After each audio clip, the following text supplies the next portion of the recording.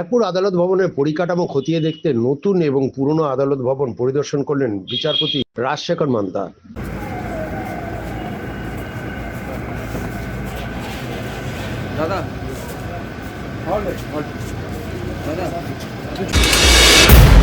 করলেন এখানে সুবিধা অসুবিধার কথা শুনলেন, কতটা আশাবাদী আমরা? আমরা সবসময় আশাবাদী, আমি পার্সোনালি সবসময় আশাবাদী।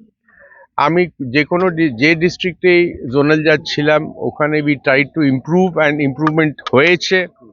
তো যেটা আমি সবসময় বলে 5 আঙ্গুল মিলে একটা মুঠো হয়, তো সবার সহযোগিতা এখানে আমি পজিটিভ রেসপন্স পাচ্ছি ক্যান্টনমেন্ট বোর্ড থেকে, পিডব্লিউডি থেকে অ্যান্ড স্টেট থেকে।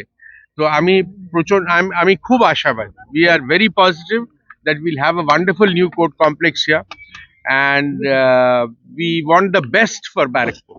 Thank you.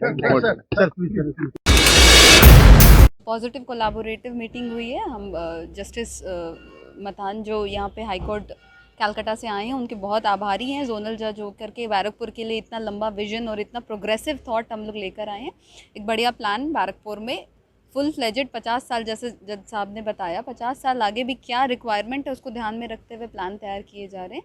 कंटोनमेंट के नियमों के तहत इसमें कैसे हम आगे बढ़ सकते हैं उस पर एक ऑल पार्टी मीटिंग यहाँ पे हुई है सारे स्टेक होल्डर्स की, और हमें पूरी आशा है कि जल्दी इसका एक बढ़िया स्वरूप आपको देखने को मिले।